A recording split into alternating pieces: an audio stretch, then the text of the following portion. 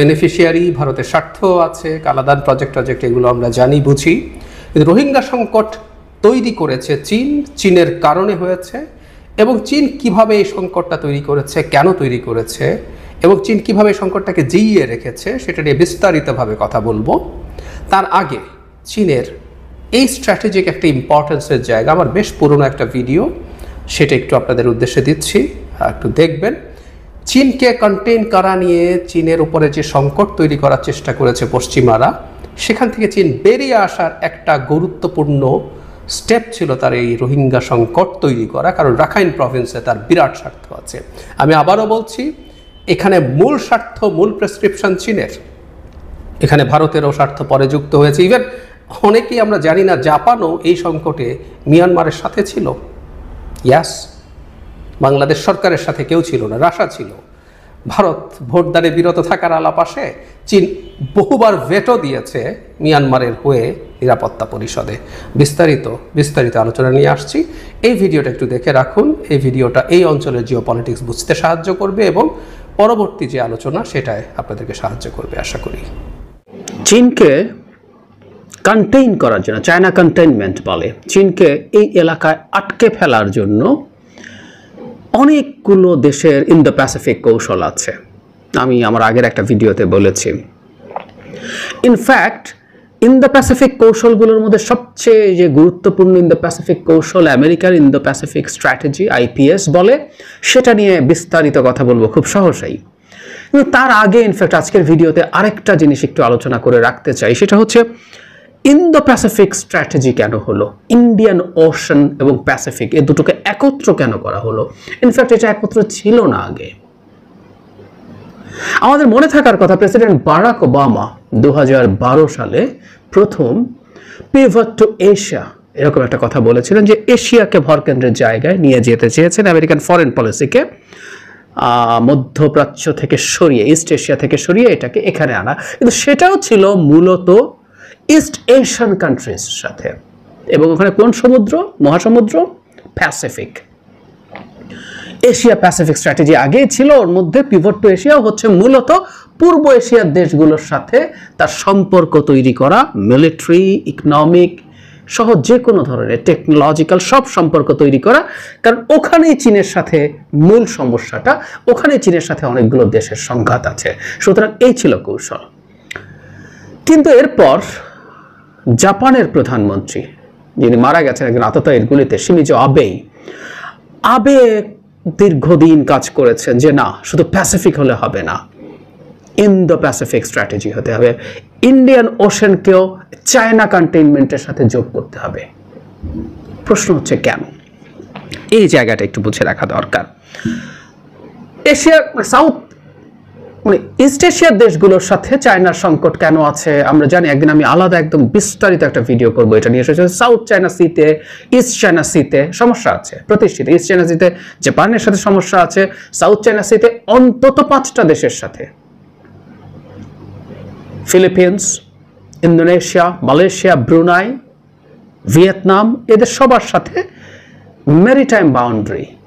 China তার একটা 9 লাইনের মাধ্যমে পুরো সাউথ চায়না সি সে নিজে ক্লেম করে, যেটা তার মালিকানা। ফলে যেটা দাঁড়ায় সেটা হচ্ছে কোনো দেশের আর অলমোস্ট কোনো সমুদ্র থাকে না। ছবিতে দেখলেই বুঝবেন। এগুলো খুব টেকনিক্যালিটিস হয়ে যায়, কিন্তু একটু বুঝতে হবে আমরা যদি বুঝতে চাই বিস্তারিতভাবে। প্রত্যেকটা দেশের একটা টেরিটোরিয়াল ওয়াটার্স বলে, তার ভূখণ্ডের পাশে একটা পানির এলাকা আছে, ওটা তার সার্বভৌম ভূমির মতো, 12 নটিক্যাল মাইল বলে।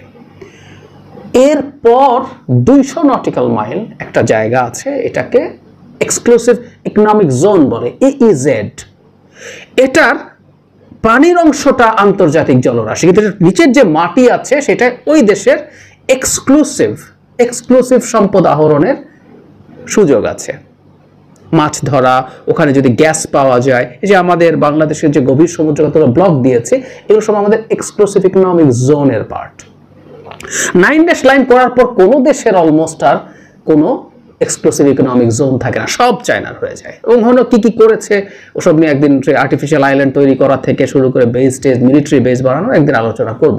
সো আমেরিকা চিন্তা করলো এখানেই তো সংকট, আর তাইওয়ান তো আছেই, তাইওয়ানকে যদি যোগ করেন, তাইওয়ান নিজকে স্বাধীন দেশ দাবি করে, সো তাইওয়ানের সাথে তাদের সমুদ্র সীমার সমস্যা আছেই। সো তাদের একটা প্ল্যান তৈরি হলো যে এদের সাথে করি, এদের সাথে করলে সুবিধা হবে, এবং এখানেই মূল সংকটটা, যেহেতু এদের সাথেই সম্পর্ক হোক। চীনের আমরা যদি ম্যাপটা খুব ভালো মতো খেয়াল করি, আমরা চীনের আশপাশে তাহলে সব দেশের সাথে, এদিকে ল্যান্ড বর্ডারে তার ভারতের সাথে মারাত্মক সংকট, তাহলে তার সংকট নাই কোথা, সে চারদিকে ঝামেলা বাঁধিয়ে বসে আছে। এই যে ঝামেলা বাঁধিয়ে বসে থাকলো, ফলে এইখানে একটা এক্সট্রা মনোযোগ আমেরিকার হবে, এটা মানলাম, কিন্তু সমস্যাটা আরো বেড়েছে। খেয়াল করি আমরা, মালাক্কা স্ট্রেইট, একটা স্ট্রেইট বলে একটা শব্দ ইংরেজিতে বলি আমরা, ভূপ্রাকৃতিকভাবে বাংলার মধ্যে প্রণালী বলি। এটা হচ্ছে দুটো ল্যান্ডের মাঝখানে খুব সরু একটা সমুদ্রপথ, এটাকে স্ট্রেইট বলি, তাই তো?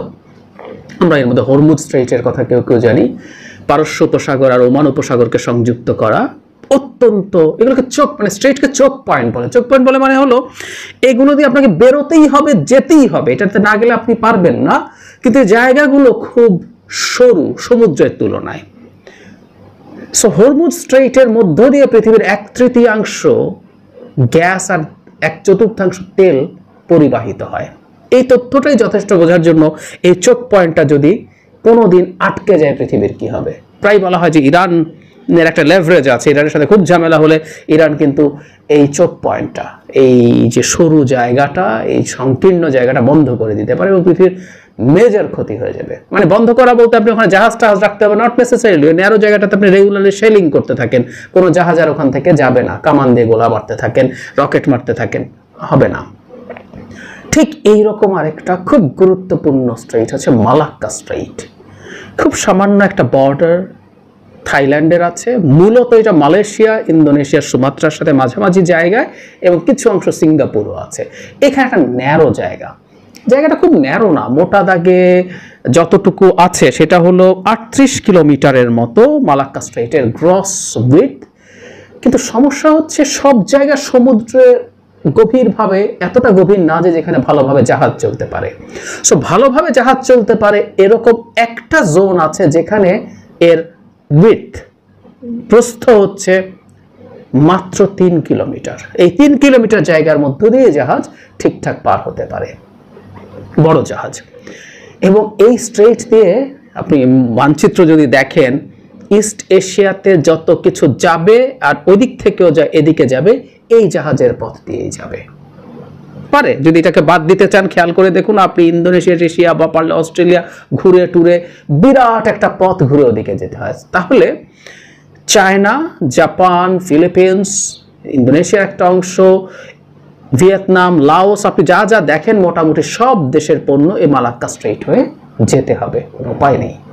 একটা হিসেবে দেখা গেছে প্রতি বছর কমপক্ষে 1 লক্ষ জাহাজ এখান দিয়ে যায়, এবং পৃথিবীর টোটাল ট্রেডের অ্যাটলিস্ট 1/4 সব ট্রেড যদি হিসাব করি আমরা। হরমুজের ক্ষেত্রে এটা জ্বালানির জন্য খুব ইম্পর্টেন্ট ছিল, এটা জ্বালানি সহ সব পণ্য যদি হিসাব করি 1/4 পণ্য পরিবহন হয় এই জায়গা দিয়ে। তাহলে খেয়াল করি তো আমরা, চীনের সাথে কোনো একটা সংকটে যদি মালাক্কা স্ট্রেইট বন্ধ করে দেওয়া হয়, চীনের কি হবে? এবং এটা হবেই, এটা করা হবেই, এটা করা ওই একই সোজা।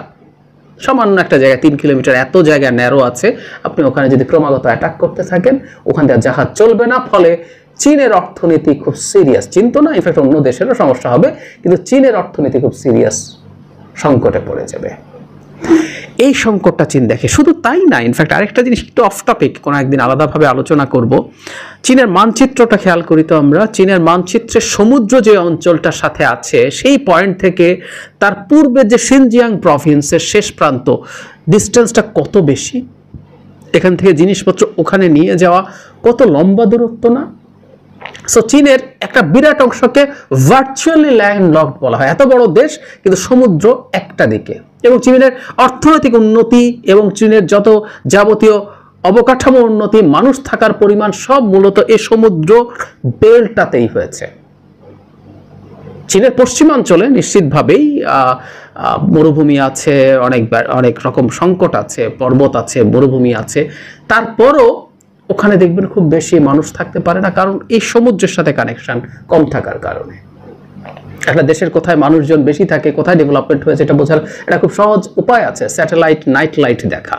চীনের ম্যাপ আপনি যদি দেখেন, দেখবেন ওই সমুদ্রের জোনটাতেই সবচেয়ে বেশি ডেভেলপমেন্ট হয়েছে। ফলে চীনের মাথায় একটা অল্টারনেটিভ চিন্তা, একদম মালাক্কা স্ট্রেইট যদি আটকে যায় তার তো বিকল্প লাগবে। এটার জন্যই চীন দীর্ঘদিন থেকে চেষ্টা করেছে থাইল্যান্ডের উপর দিয়ে একটা ক্যানাল তৈরি করে ফেলা, থাই ক্যানাল বা ক্রা ক্যানাল বলে। এই খালটা যদি খনন করা হয়, ম্যাপ খেয়াল করুন, তাহলে আর মালাক্কা স্ট্রেইটে যেতে হয় না, এবং তখন সুবিধা হলো থাইল্যান্ডের উপর দিয়ে যদি খাল হয়, এটা থাইল্যান্ড ওটার ব্যক্তিগত মালিকানায় থাকবে, ওটা আর কোনো ইন্টারন্যাশনাল রুট হয়ে যাবে না, তখন তার নিয়ন্ত্রণ থাকবে, এবং থাইল্যান্ড যদি তার হাতে থাকে তাহলে সুবিধা হবে, কিন্তু সেটা পেরে ওঠে নাই। তাহলে তাকে বাইপাস করতে হবে। বাইপাস করার জন্য প্রথম যে কাজটা করলো, পাকিস্তানকে বিরাট একটা প্রজেক্ট খাওয়ানো হলো, China Pakistan economic corridor, CPAC বলে। বেল্ট রোড ইনিশিয়েটিভের সবচেয়ে বড় বা এটাকে ফ্ল্যাগশিপ প্রজেক্ট বলা হয়, প্রায় $65 বিলিয়ন। এর মধ্যে প্রচুর অবকাঠামো আছে, রাস্তা আছে, বিদ্যুৎ কেন্দ্র আছে, অন্যান্য ইন্ডাস্ট্রি আছে। শেষে এটা শেষ হয়েছে বালুচিস্তানের গোয়াদার পোর্টে, গোয়াদার বন্দরে। এই বন্দরটা ইকোনমিক্যালি কখনো ফিজিবল হবে না, ওয়ার্ল্ড ব্যাংক দীর্ঘদিন থেকে বলেছে। পাকিস্তান অনেক আগে বন্দরটা করতে চেয়েছিল, করাচি থেকে এটা দূরত্ব খুব বেশি না, অহেতুক। কিন্তু খেয়াল করি, এই বন্দরটা দিয়ে সরাসরি চীনের সিনজিয়াং প্রভিন্সে যাওয়া যায়, এবং খেয়াল করি এই দূরত্বটা সিনজিয়াং এর যে পয়েন্টে গোয়াদার থেকে যাওয়া হচ্ছে, সেই দূরত্ব থেকে চীনের পোর্ট থেকে নিলে যে দূরত্ব তার চেয়ে অনেক কম দূরত্ব হয়। তার চাইতে জরুরি কথা, চীন কিন্তু মালাক্কা স্ট্রেইট বাইপাস করে ফেললো। চীন যদি তার জ্বালানি মধ্যপ্রাচ্য থেকে নিয়ে এইদিকে গোয়াদার হয়ে ঢুকে পড়ে চীনে, তাহলে তার মালাক্কায় যেতে না, মালাক্কার একটা সংকট যদি হয়, সে কিন্তু বাইপাস করতে পারছে। ঠিক এই কারণেই রোহিঙ্গা সংকট হয়েছে। রোহিঙ্গায় রাখাইন থেকে, এই প্রভিন্স থেকে রোহিঙ্গাদেরকে বিতাড়ন চায়নার প্রেসক্রিপশন আমি দৃঢ়ভাবে বিশ্বাস করি, কারণ চায়না এখানে চেয়েছে আরেকটা বাইপাসের পথ তৈরি করার জন্য। তারা সেটা করেছে, তাদের একটা ডিপ সি পোর্ট করেছে কিয়াকফিউ। শুধু ডিপ সি পোর্ট নয়, ডিপ সি পোর্ট থেকে গ্যাস এবং তেলের পাইপলাইন সরাসরি মিয়ানমারের উপর দিয়ে চীনে নেওয়া হয়েছে। এটাও খেয়াল করুন, এই পোর্টটাও চীনকে মালাক্কা স্ট্রেইট বাইপাস করতে সাহায্য করে। তার আগেই সে এই কাজটা করতে পারবে। রোহিঙ্গা সংকট চীনের প্রেসক্রিপশনে হয়েছে, এবং বাংলাদেশ রোহিঙ্গা হজম করবে এই গ্যারান্টি, এই প্রতিজ্ঞা করে চীনের সমর্থন 2018 সালের নির্বাচনের আগে এই সরকার নিশ্চিত করেছে বলে আমার হাইপোথেসিস আছে, যেটা আমি আগে কথা বলেছি, লিখেছি। দরকার হলে আবার কথা বলবো। এখানে মূল জায়গাটা হচ্ছে তার ওই চোখ পয়েন্ট সরিয়ে ফেলা। এখন দেখুন, কিয়াকফিউ বন্দর বলেন আর গোয়াদার বলেন, গোয়াদার আরব সাগরে, কিন্তু এগুলো সব ভারত মহাসাগরের পার্ট, এবং চীন আরো যতগুলো অল্টারনেটিভ করতে চাইবে এখান থেকে বাদ দিয়ে, প্রত্যেকটা অল্টারনেটিভ পড়বে ভারত মহাসাগরে। এবং ভারত মহাসাগরে যেহেতু এগুলো পড়বে, সুতরাং চীনকে অল্টারনেটিভটার ওখানেও যেসব দেশ আছে সেগুলোকেও আমেরিকা চাইছে, ওয়েস্ট চাইছে, তার এই সম্পর্ক, সব রকম সম্পর্ক, অর্থনৈতিক, প্রযুক্তিগত, দুর্যোগ মোকাবেলা, এগুলো সবচেয়ে জরুরি কথা, সিকিউরিটি সম্পর্কের সাথেও এদের সবাইকে জড়িয়ে ফেলা, তাতে চীন কোনোখানেই যাতে শান্তিতে থাকতে না পারে। কোনো একটা খারাপ পরিস্থিতি, শান্তিতে থাকতে বলতে নর্মাল অবস্থা বলছে, তাইওয়ান দখল করতে গেছে, তখন তো তাকে ধরা হবে কোনো না কোনো ভাবে। এর আগ পর্যন্ত চীন যদি তার মতো করে চলে, আমি আমার আগের একটা ভিডিওতে বলেছি, আপনারা দেখেছেন, যে একটা প্রতিষ্ঠিত শক্তি, থুসিডিডিসের স্ট্র্যাপ দিয়ে আমি বুঝিয়েছিলাম, একটা প্রতিষ্ঠিত শক্তি আর একটা শক্তি যখন মাথা তুলে দাঁড়ায়, সেটা সে নেয় না, নেবে না। আজকে আমরা যাদেরকে চীনের পক্ষে দাঁড়িয়ে আছে মনে করছি, বলছে না কেন, ওর যদি পারে কেন হবে না, উত্তর হচ্ছে চীন যদি আমেরিকাকে সরিয়ে 1 নম্বর শক্তি হয়, তাকে সে কোনো একদিন কেউ যখন সরাতে যাবে, ধরি ভারত সরাতে যায়, ও কিন্তু সেটা মেনে নেবে না। এটাই নিয়ম, এটাই শুদ্ধ কি অশুদ্ধ হয়ে আলোচনা যাচ্ছে, এটাই নিয়ম। সো চীনকে ভারত মহাসাগরে আগেই ধরতে হবে, এবং ভারত মহাসাগরের এই অল্টারনেটিভগুলো তাদের মাথায় রাখতে হবে। পাকিস্তানের স্ট্র্যাটেজিক ইম্পর্টেন্স এই কারণে আমেরিকা বা ওয়েস্টের কাছে অনেক বেশি, যে গোয়াদারটা চীনের অত্যন্ত গুরুত্বপূর্ণ একটা বাইপাস হয়ে যায়, খুব গুরুত্বপূর্ণ বাইপাস, এবং এখানে তাদের একটা বিরাট ইনভেস্টমেন্ট আছে। তো পাকিস্তান দেশটা খুব সহজ হবে না, এবং এই পাকিস্তানে ভারত খেলছে, বালুচিস্তানে চাইনিজ ইঞ্জিনিয়ার বা চাইনিজ লোকজন প্রচুর কাজ করছে, তাদের উপরে নানান রকম অ্যাটাক হচ্ছে, এবং আমরা জানি বালুচিস্তানে এক ধরনের বিচ্ছিন্নতাবাদী বা স্বাধীনতা আন্দোলন আছে, সেই 47 সাল থেকেই আছে, এখন এটা চলছে। সো তাদেরকে পেট্রোনাইজ করা এবং এই কাজ চলছে, আমেরিকারও এই জায়গাটা দরকার। সুতরাং এরকম একটা জটিল জায়গায় পড়ে আছে। আমরা যেহেতু ইন্দো প্যাসিফিকের এখন অংশ, এবং আমাদেরকে নিয়ে মাথায় এত ব্যথা এই কারণে আমরা বঙ্গোপসাগরে আছি, ভারত মহাসাগরের অত্যন্ত গুরুত্বপূর্ণ একটা জায়গা। মালাক্কা স্ট্রেইট থেকেও আমরা খুব বেশি দূরে না, বা চীনের যে কিয়াকফিউ পোর্ট আছে, এই যে মাতার বাড়ি করা হচ্ছে, এখানে চায়নার মানে জাপানের একটা ফুটহোল্ড আছে, তার কাছ থেকে চীনের ওই ডিপ সি পোর্ট খুব বেশি দূরে না। এই সব কিছু অবস্থান তৈরি করা হচ্ছে। সো আমরা এর মধ্যে আসলে এই কারণেই ঢুকে গেছি, আমাদের কোনো অল্টারনেটিভ নাই। সমস্যাটা হচ্ছে একটা জনগণের সরকার থাকলে আপনি যতটুকু বার্গেন করার ক্ষমতা থাকতো, আপনি অনির্বাচিত জোর করে ক্ষমতায় থেকে যাওয়া সরকারের বার্গেন করার ক্যাপাসিটি নাই, আপনাকে ঘাট ধরছে সবাই। আমি ব্যক্তিগতভাবে মনে করি নির্বাচিত সরকার হলেও নানা রকম চাপে নানা দিক থেকে আমরা পড়তাম, উপায় নেই।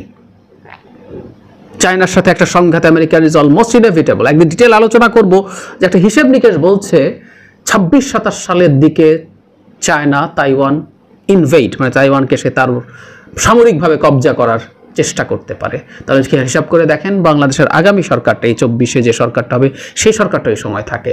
সুতরাং এই সময় একটা অ্যালাইনমেন্ট আপনার হয়তো লাগবেই। এই চাপ আপনার উপরে নির্বাচিত হলেও থাকতো, অনির্বাচিত হলে এই চাপটা এখন অনেক বেশি, অনেক ভয়ঙ্কর, এবং আমরা এর মধ্যে এই কারণেই আসলে ঢুকে পড়লাম। আমরা চাই বা না চাই, পছন্দ করি বা না করি, আগামীর পৃথিবীর সবচেয়ে সংঘাতময় পরিস্থিতি যে জায়গাগুলো